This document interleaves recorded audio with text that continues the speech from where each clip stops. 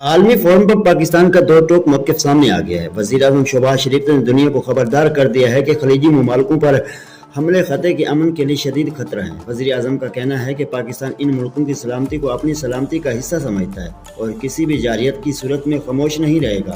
کیا Pakistan middle asset کی اس جنگ میں کوئی بڑا دفاعی کردار ادا کرنے والا ہے؟ شہباز شریف کی اس بیان نے عالمی حلقوں میں کھلبلی مچا دی ہے۔ لبنان میں بارود کی برسات، اسرائیل نے حزب اللہ کی شہرک پر وار کر دیا ہے۔ بیروت سمیت پورے لبنان میں حزب اللہ کی مالیاتی ادارے اور بینکوں کو نشانہ بنایا گیا تاکہ ان کی معاشی کمر توڑ دی جائے۔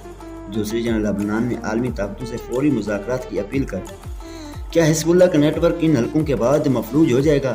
لبنان میں جنگ اب ایک انتہائی خطرناک موڑ پر پہنچ چکی ہے۔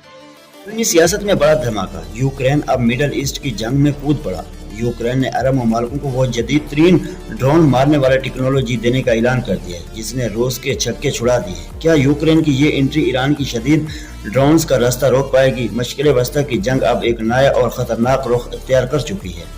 عالمی سمندروں میں جنگی بساط بچھ گئی۔ فرانسیسی صدر نے اعلان کر دیا ہے کہ فرانس اب ابنائے ہرمیس میں تجارتی جہازوں کی حفاظت کے لیے اپنی فوج بھیجنے کو تیار ہے۔ ایران اور عالمی طاقتوں کے درمیان کشیدگی کم ہوتے ہی فرانسی بحریہ میدان میں اترے گی۔ کیا فرانس کا یہ قدم ایران کے لیے کھلا چیلنج ہے؟ عالمی منڈی میں تیل کی سپلائی اب کس کے قبضے میں ہوگی؟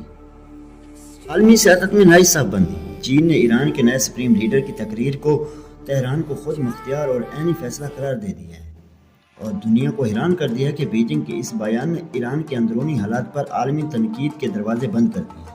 کیا چین اور ایران کا یہ گٹھ جوڑ امریکہ کے لیے نئی مشکل کھڑی کرے گا؟ اس کا عالمی منڈی میں بڑا دھماکہ، صدر پیوٹن نے یورپ میں بڑھتی ہوئی مہنگائی کا فائدہ اٹھاتے ہوئے تیل اور گیس کی سپلائی بحال کرنے کا بڑا اعلان کر دیا۔ پیوٹن کا کہنا ہے کہ اگر یورپ چاہے تو روس کی توانائی کی ضرورت پوری کرنے کو تیار ہے۔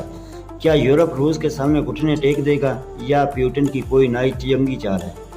خواتین کے عالمی دن پر اقوام متحدہ کا عوام میں ملالہ یوسفزئی کی آواز سے گونج اٹھا۔ ملالہ نے ایران، غزہ، افغانستان کی صورتحال پر انتہائی دکھ کا اظہار کرتے ہوئے عالمی ضمیر کو جھنجھوڑ دیا۔ ان کا کہنا تھا کہ ان علاقوں میں خواتین اور انسانی حقوق کی پامالی پر انتہائی دل گرفتہ ہے۔ ملالہ کا یہ خطاب اب عالمی سطح پر ایک نئی بحث چھیڑ چکا ہے۔ کیا دنیا ملالہ کی اس پکار پر کوئی قدم اٹھائے گی؟